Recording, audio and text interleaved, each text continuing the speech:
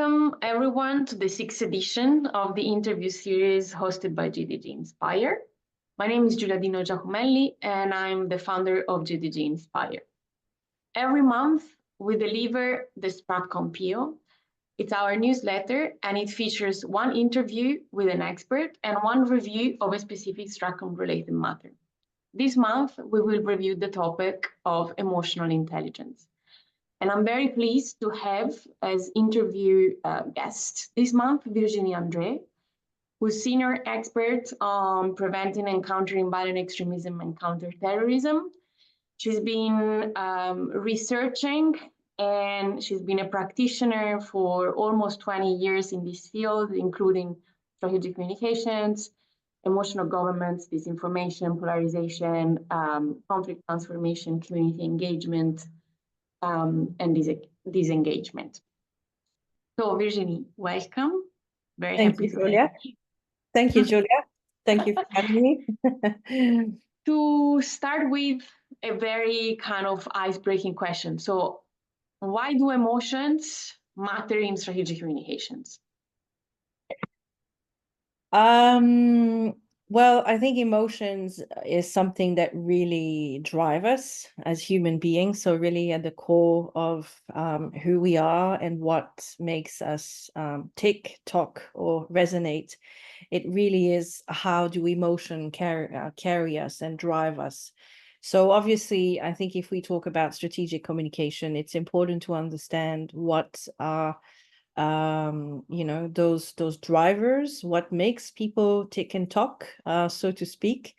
And so emotions are, I think, really at the heart of strategic communications. We like to talk about the content, the messaging, the desired effects that we need to achieve. All of that is really important, but at the same time we tend to overlook the part that emotions play in communications.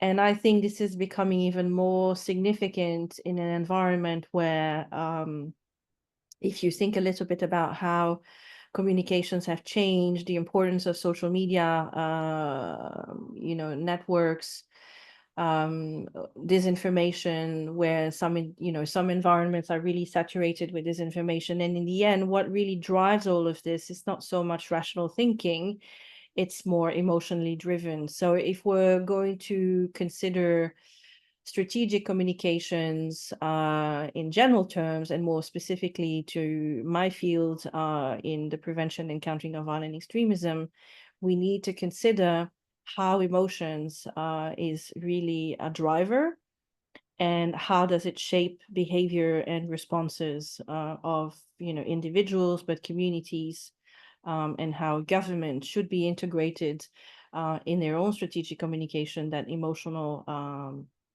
consideration.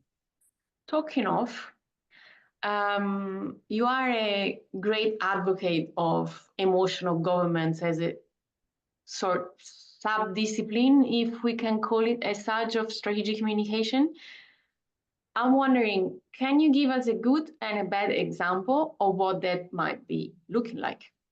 So I think one of the best practices in terms of emotional governance. So when we talk about emotional governance, it's mostly related also to governments and policymakers. So how do they integrate emotions in their strategic communications? So it's really about taking stock of the emotions in the public, understanding what are the collective emotions, what are the intensity of those emotions, what is the combination of those emotions, what is the order in terms of emotion, what is the flow, and then how can we integrate that in our response. And I think one of the best case studies or best practices that I can really think of is the response of the New Zealand government when dealing with the Christchurch attack. It's an example that I like to quote very often, because I think to this day it's probably one of the best so far in terms of crisis communication and how to integrate emotion in the communication. So you can really see how When you're looking at, when the Christchurch attacks, they would have had a lot of different implications in terms of how a government can respond. And when you have a crisis, people turn to a government because they need to make, sense of what is happening. So that's where that notion of reputational building, that notion of, trying to provide a meaning to what is happening to the collectivity, to society, becomes really important. But at the same time, we know that hostile actors, whether they're extremist groups or even disinformation actors, are trying to undermine our democracies, undermine social cohesion. So when you have an attack like Christchurch, for instance, the risk that are associated around that, and the risk of backlash around that particular attack is quite significant. And so as a government, there's a need to try to provide that meeting while at the same time mitigating those negative impacts. And emotion, when we have a terrorist attack, emotions are very high. And ignoring public emotions would be, in my sense, a mistake. But that was handled very, very extremely well by the New Zealand government in terms of acknowledging what those emotions in the public were and trying to craft, their response, the strategic communications response around similar emotions, but emotions that strengthen social cohesion, emotions that bring people together. So it was really focused on that notion of togetherness. So having messages of empathy, of love, acknowledging the fear and the anxiety, but however, combining that with different types of emotions that really, at the end of the day, brought people together rather than dividing people. And I think that's one of the greatest success. So understanding what kind of emotions are out there in the public, the risk that are associated to these types of emotions, and then how can we actually integrate those emotions and manage those emotions in a way that kind of brings people together, mitigate the impact of a crisis. And I think very clearly, I remember when I was at the UN Congress for the victims of terrorism a couple of years ago, I think the representative from the New Zealand government made in its opening statement, she talked about the victims, but in the language that was used, it was not, the term victims was not used. It was a term, she used the term shaheed, which means martyr. And I'm not quite sure that a lot of people actually understood the progressiveness of that statement, because what it did is that it acknowledged the emotions and the narratives of the community affected themselves by the violence. And by doing that, it was, integrated in a public policy statement. And at the same time, it kind of reclaimed that term that is being hijacked by different extremist groups and organizations for recruitment, as we know. So it's very, very powerful when you have a government who, through the language, also acknowledges that emotions of a community that has been affected by violence. So there's a lot more that can be said, but I do think that because of the response of the government in relation to the Christchurch attacks in New Zealand, you could really see also that kind of notion of empathy, compassion, togetherness didn't just stay within the borders of New Zealand, but really really shine through some of the Middle East, where there was really also expression of solidarity and compassion to what happened. So it was very powerful in terms of bringing people together and strengthening social cohesion. In a certain way, she made that statement also as an instrument of foreign policy. Yes, of course. I think it's important to when we talk about strategic communications, there are so many different layers to consider, because the message, whatever the content of the message is, it has influence, it has power, it has very deep implications. You were asking me about a bad example. And one of the examples that I usually quote is how, what the response was from the Bush administration when 9/11 happened. Very much of the response, and, we can understand why the response was what it was, but I'm not entirely sure that it was well thought through, because, 2 decades later, we're still feeling the vibrations or the reverberations of that particular statement that then became into into a policy. But it was very much in the aftermath, a communication that was framed in the language of war. So it was not about bringing people together. It was a very divisive kind of statement. So you could really feel the anger, the fear, and at the same time, it gave a lot of visibility and oxygen to, the terrorist organization, which is precisely what they want. And I think the lesson learned from that is that when you look at Christchurch, we had none of that, because it was very clear when she said, we're not going to even mention the name of the perpetrator. So it was cutting off that kind of oxygen.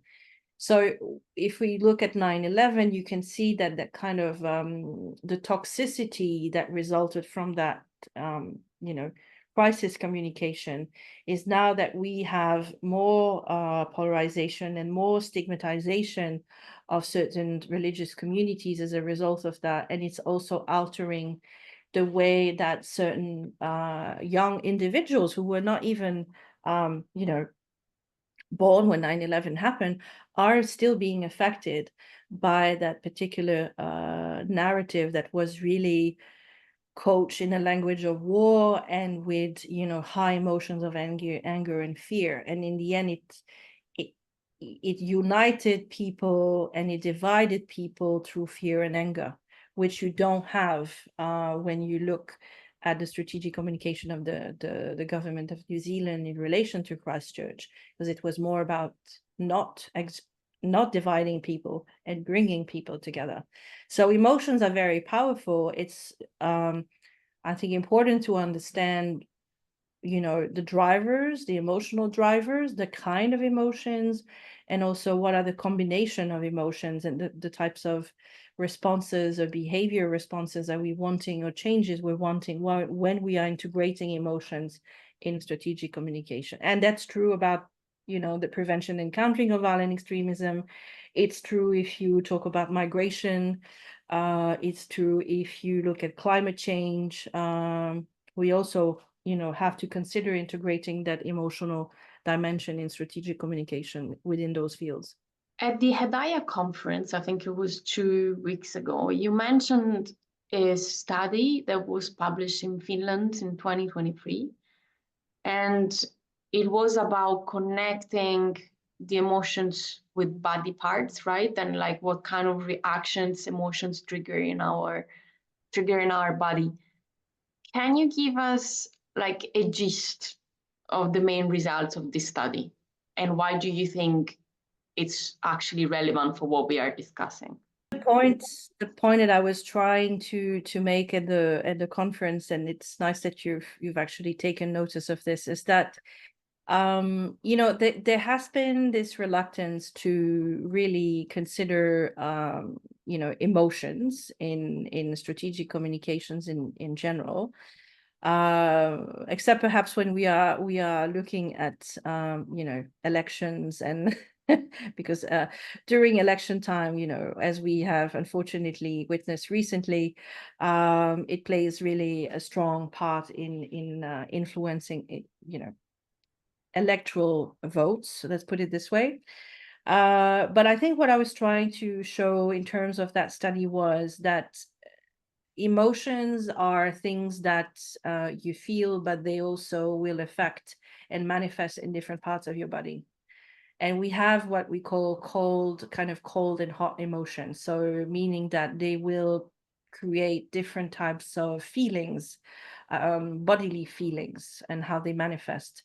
So, you know, if you're looking at different types of emotions, they may manifest more in your upper part of your body or your lower part of your body. So it's very difficult to sometimes when people are not able to express their emotions, it will also manifest in the body. It can be aches, it can be heat, it can be, you know, when you're in love, we always talk about, you know, you're feeling butterflies in your tummy. That's a real sensation, but it is also linked to an emotion. So to understand also the connection between you know, emotions that you are feeling and bodily sensations, how that translates into your body is also important.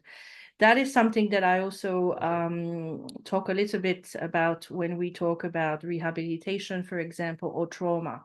You'll have some people who experience trauma who are not necessarily able to you know, talk about emotions because sometimes they are really buried deep inside of you, but they will manifest in other ways. So it might be a physical incapacity or a pain in your neck or your back, and then it's a manifestation of you know, an emotional need that needs to be addressed. So understanding this connection between the emotion, the body, the behavioral response and change is really important because you have this strong interconnection.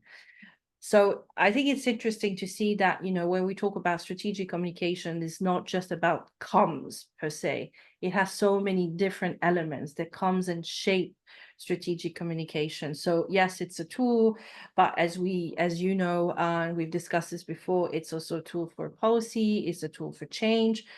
And it operates at different levels, whether it's at the community level, whether it's at the local government level, whether it's an emotional governance. So, you know, is practiced at different types of levels.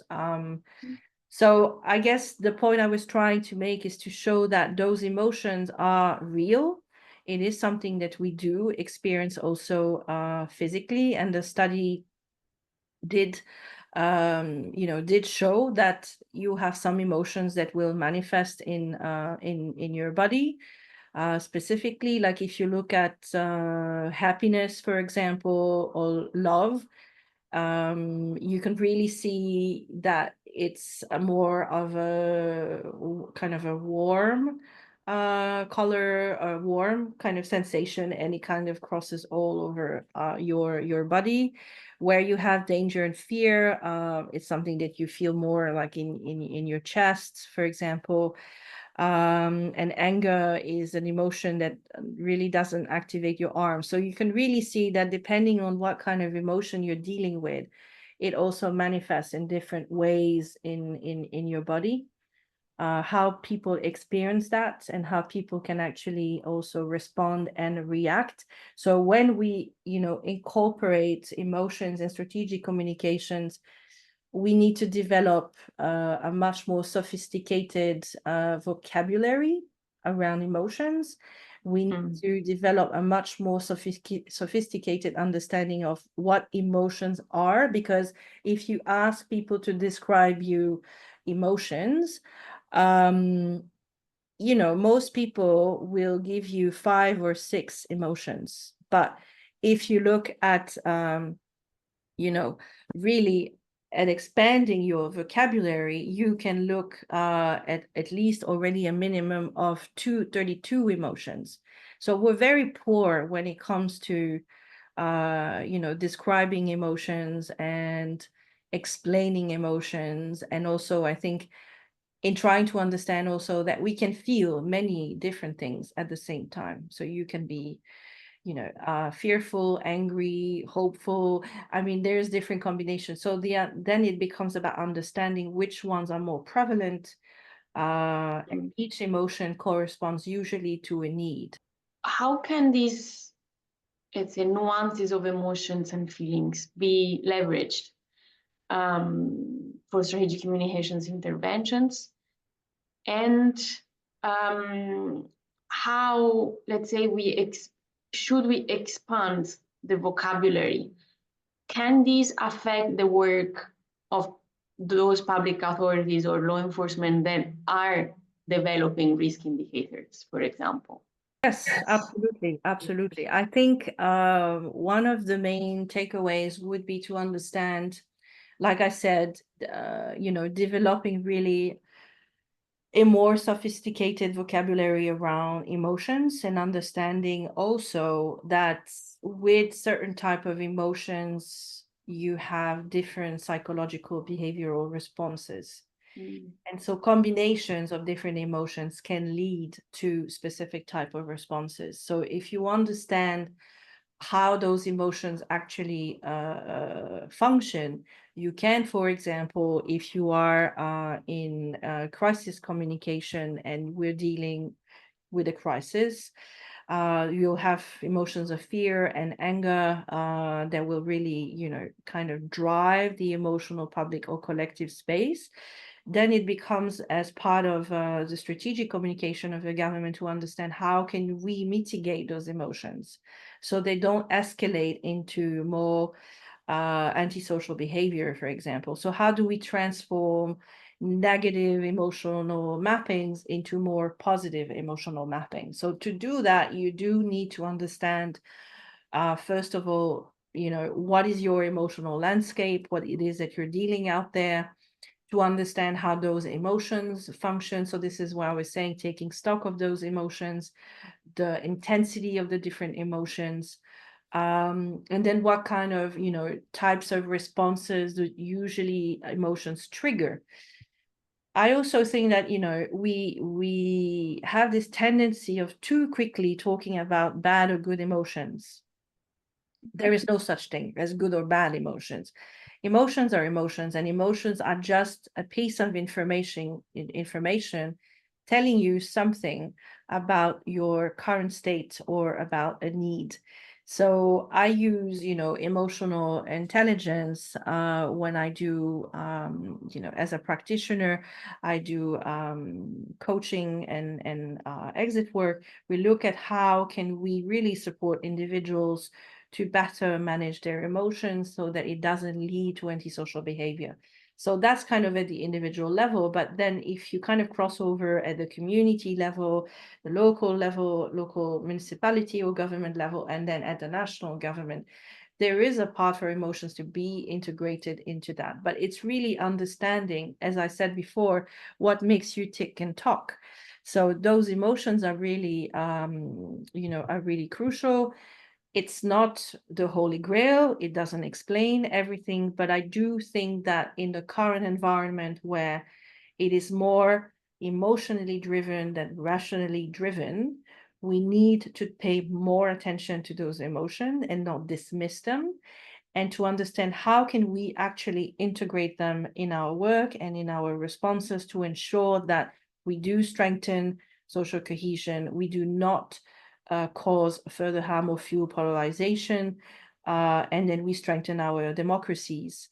So really, it's I think it's still quite a novel field in terms of understand. Emotional intelligence has been around for quite many decades now, but it's also looking at how can we integrate that more into our institutions to have more, building a more institutional emotional intelligence thinking, and then how do we apply that into institutional strategic communication.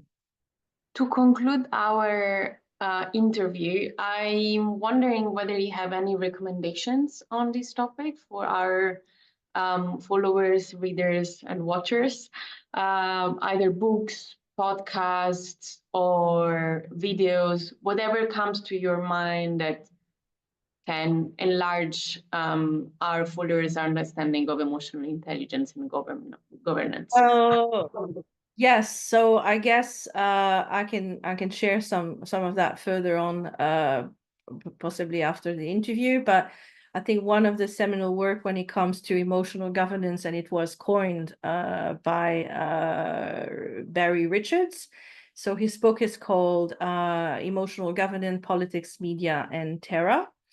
So that is something that I would recommend. It's a little bit old now because it dates back from 2007, but it has really some very interesting practical thoughts around emotional governance. So I would really highly recommend. So old but gold. I'm sorry? Old but gold. Yes. I think it's and then you have also, I think, Dennis Richardson, who's been doing some of that work around migration. And I don't have the names on the top of my head, but there's also now starting to be more research around climate change. So how can we use emotions around strategic communications and climate change? So I think those fields are things that we can look into. Around migration, it's fairly new. It's really emerging. Climate change has been around for a bit longer. And I think, when we talk about emotions, you'll see that we usually refer to the politics of fear. So there's been quite a bit of literature around that, and anger and fear, and how it's been really instrumentalized. And then, of course, I would say, if you're interested in emotional intelligence, it's of course going back to some of those seminal work on emotional governance. Sorry. Daniel Goleman is the father of emotional intelligence. So I would say, start there if you don't really know what emotional intelligence is. Yeah, so I think this would be some of the recommendations. There's a lot more, but and I will have a paper that's forthcoming well, this year. I'm not quite sure when, hopefully in a month or so, that deals with emotional governance in the context of NATO in the Western Balkans, and it will be available online. Thanks a lot for being here with us, and yeah, see you soon. Thank you, Julia. Thank you. Bye. Bye. Bye.